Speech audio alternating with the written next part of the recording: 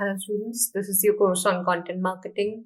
In this video on introduction to content marketing, we are going to now discuss a brand story using content marketing successfully.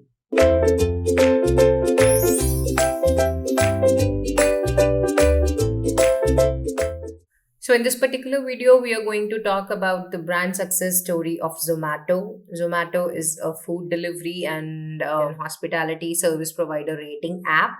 And I'm pretty sure that all of you who are attending this course are aware of this particular application, as it is a very high impact brand in India that has gone on to establish markets overseas as well, and has even acquired an international brand like Uber Eats in the recent times. So Zomato is something that what it is and what the brand does and what is the value that it gives to the user.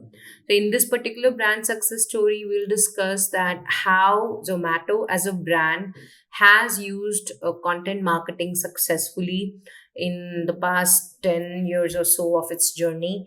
And we will study various aspects of his content strategy and try to understand that what has worked, what has clicked, and how the company has shaped its brand image in the minds of their target customer. So, largely, we will cover three aspects in this brand success story. First one being website content. So, this was definitely the first step that the company took in establishing website as well as a mobile application, and generating content as well as curating content on this platform for their customers as well as for their vendor partners to bring value to them. Then the next step in their content strategy was a lot of viral campaigns, which the company has been rolling out for years now. And they have utilized both outdoor media and digital media. So, although we discuss content marketing mostly in the digital context, the company has actually taken that particular learning from the digital space and replicated it in their outdoor campaigns as well. And then lastly, we will talk about how the company has used social media, the kind of content that they has published there, both written and visual, and the kind of impact that has had on their brand image and the way the customers engage or connect with the brand. So let's get into it. To begin with, the Zomato website looks something like this. It has a very clean look because the company is in the food business, and although they don't have any of their own kitchens, they do understand that when anyone visits a food site, the visual appeal, the aesthetic appeal actually makes them make favorable decisions in a better sense. So the site has the visual representation of different types of foods, different types of cuisines, and clear categories are indicated at the landing page itself. So, this is not really the landing page screenshot which you can see, this is the homepage.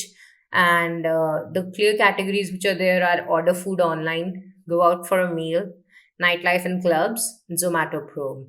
So these are the four major types of business that the company drives right now. So order food online will take you to another microsite or another section on the website wherein you can see restaurant partners that are associated with Zomato, and you can place your order online using the same websites, using the same platform. Then, if you want to go out for a meal, this particular category or this particular section will take you to that part of the website that gives you listings of restaurants and hotels, lounges, bars, even food trucks, any kind of format that offers prepared food.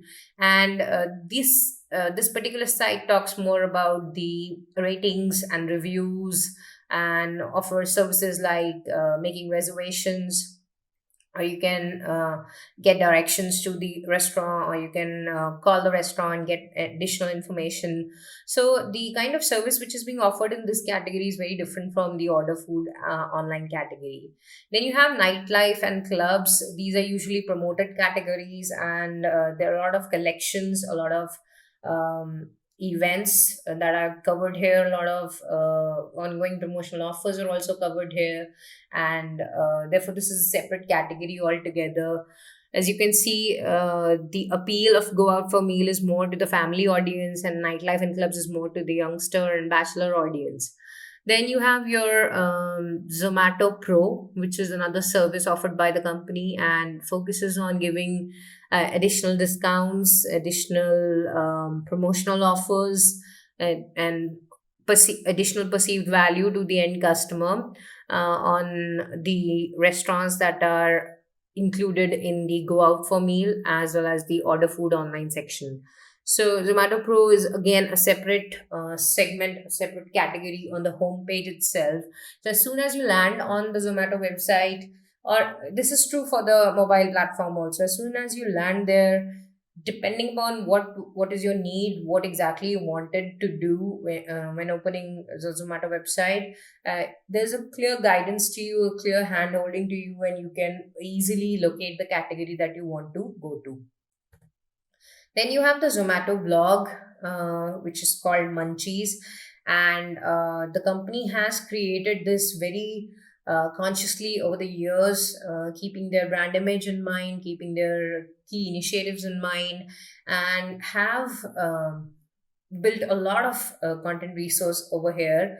Therefore, of course, contributing to the organic ranking of the website as well as the proper SEO and indexing of the website.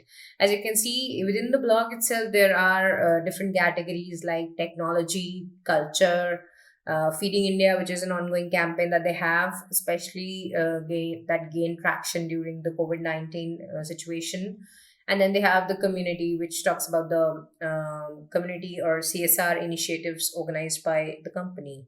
Then, as you can see there is also a link to a press kit, which is a ready-made content that they have created for any media outlet that wants to publish a story about Zomato. And we'll take a look at what is in there in the press kit also. So when we're talking about the blog, these are the kind of posts which are published by the company regularly in the technology.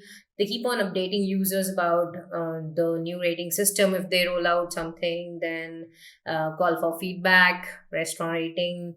So if and when there is an update in the technology which is lying underneath the website as well as the mobile app and can therefore affect the user experience, their content marketing team is very up to date with it, and they keep on publishing content which can educate their user as to how to use their product.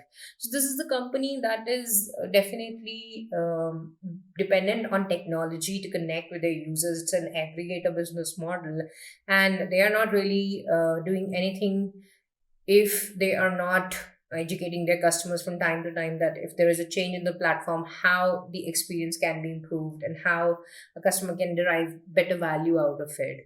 Therefore, under the technology category, a lot of useful content is generated from time to time, and every time there is a minor change in the UX or UI or functionality of the app or the website, it is published as a proper post.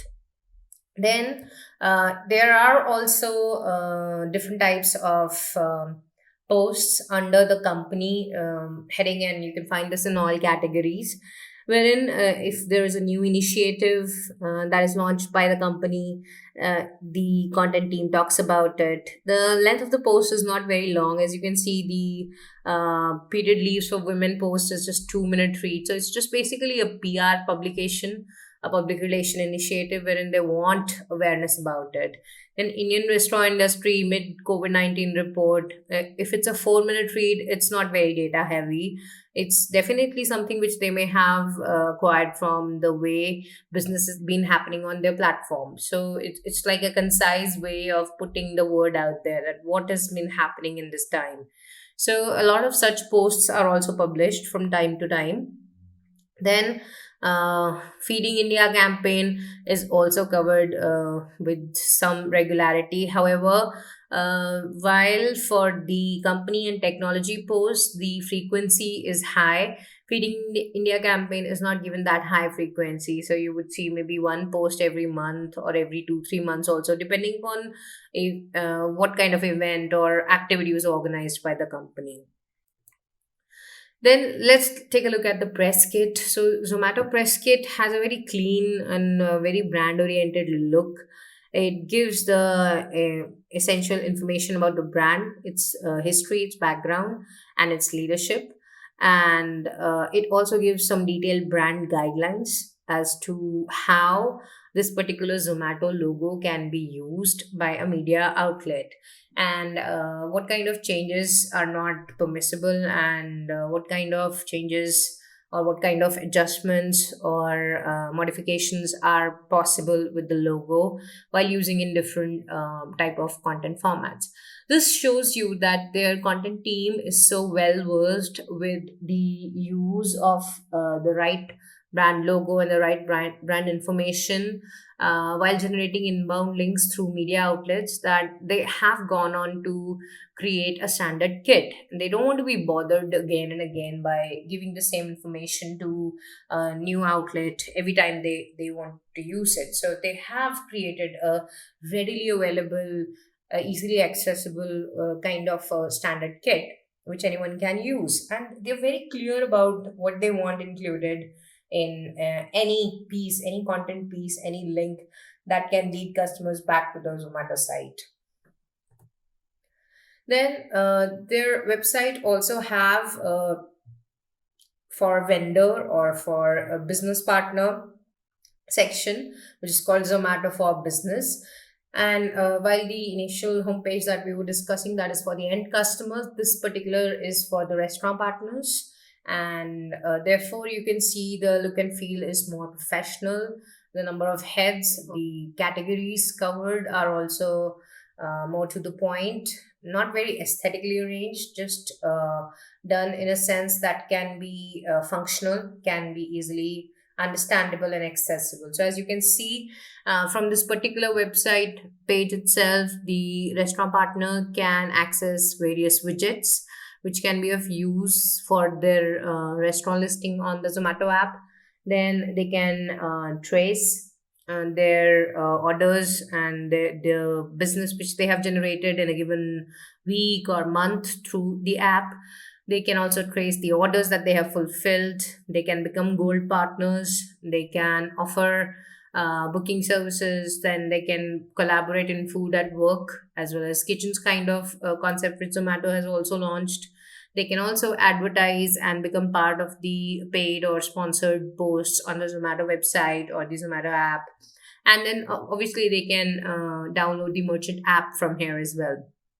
So what is happening here is that they have understood that customer facing and vendor facing pages have to look different and have to have different kind of value, and they have generated customized content for these two types of stakeholders for their company. Then on social media, when we say Zomato is again a formidable kind of a force, and they have amassed a lot of support, a lot of enthusiasm, a lot of excitement around the brand. As you can see, this is their Facebook page, and they have about more than 19 lakh people who are currently following the page and who are actually quite active whenever the company comes out with a post. So 19 lakh users on Facebook is actually a pretty good achievement. The company has presence in over 23 countries worldwide. So, as you can see in the About section, they have been very succinct about it. They help people search for or and discover great places to eat, and they have mentioned about their global presence. Their regularity of posting is not once per day. It's as and when they have a campaign or a promotional offer, and therefore most of their posts are linked with ongoing activity on the app as well as the website. The Facebook page also allows you to download the app, and therefore it has a very crystal clear objective that okay, you've connected with the brand on a social platform, but ultimately for the brand to get any kind of value out of you, you need to have the website or the app downloaded.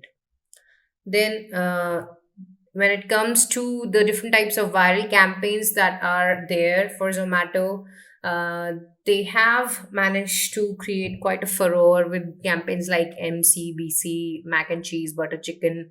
We've got it all.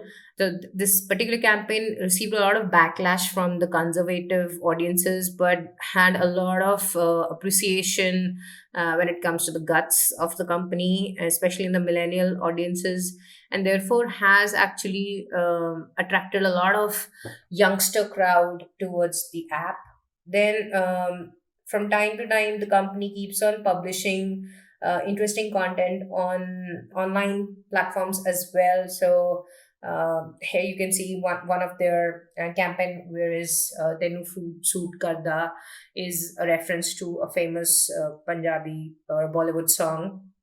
And ultimately what they have done is they have understood the culture of the country where they are trying to build their audience base, and a lot of their campaigns are a humorous play or a way in which they want to connect with the customer. So it's something which they do it in a very natural fashion. And as you can see here, the write up above that artwork is talking about an additional cashback, which could be a call to action, attracting the customer to the app once again. Then more such campaigns are there by the company, like Achhe Din are finally here. A lot of political commentary can be considered. Then Rajnikant Weekend, wherein they are promoting their super fast delivery, especially when they're comparing it to the superhuman star Rajnikant. So when they're saying that they are ensuring super fast delivery, this is the way of promoting their delivery network and establishing that as a, of course, competitive advantage when compared to other players in the market. Then they have festival specific artwork and campaigns also. For instance, this one was there for Mother's Day, wherein the company has humbly accepted that although they can offer a lot of products, a lot of different types of food from the swankiest restaurants across the town, it can never match the quality and love of mother's cooking. Then they also have a lot of witty kind of content which is published from time to time, has nothing to do with any ongoing um, sentiment or political event or anything at times, but at times it is very much as per the relevant and contemporary happenings. For instance, Mere Karan Arjun Khayenge is timeless, but to-do list, wherein they are talking about what a typical customer should do when the India-Pakistan cricket match series is going on. And as you can see there, it's a deliberate error which they have put in their ad copy, wherein they have put help them pack their bags instead of pack it as park their bags. So it's a intentional dig at the opponent team, and again a great way to connect with the male audience, that is, as well as female audience, that is interested in the event, and therefore they are using that as an excuse to order food from outside. Then nation wanted to know ladka nikal gaya kya. So a very witty use of the catchphrase of a popular new celebrity, and then of course giving it a Zomato twist with ladka nikal gaya kya. And then they have this PNB, which is paranthas and butter cheat day, again with the rising popularity of diets like paleo, Atkins, keto, low carb. Cheat day has also become very popular, and therefore they have positioned their product, which is paranthas and butter, which is a very commonly ordered product from Zomato app, with cheat day, which is the trending thing in the market.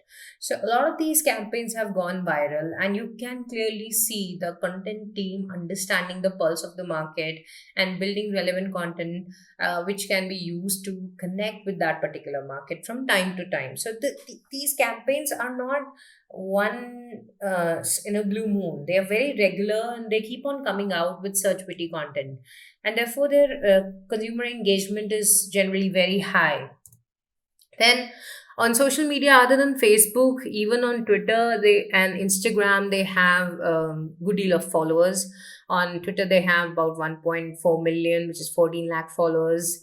On Instagram, they have 169K followers, which is 1.6 or 1.7 lakh followers. That is again because Twitter is older, Facebook is older, and Instagram is relatively younger. The kind of viral campaigns that we were discussing right now, a lot of that content is published directly on Twitter. So a lot of their digital content is, or their digital feed is promoted through Twitter and then reshared on other social media platforms. And Instagram is a platform which the company mostly uses for a more visually appealing kind of content for their customers. So this is the kind of content which is published on Instagram, and then of course linked with Facebook as well as Twitter also. As you can see that they promote their CSR campaigns from time to time, but largely the social media page looks like an artwork representing different cuisines, different types of foods, and therefore obviously generating a positive interest in the minds of the consumers and prompting them to switch from Instagram to Zomato app and just right away ordering something.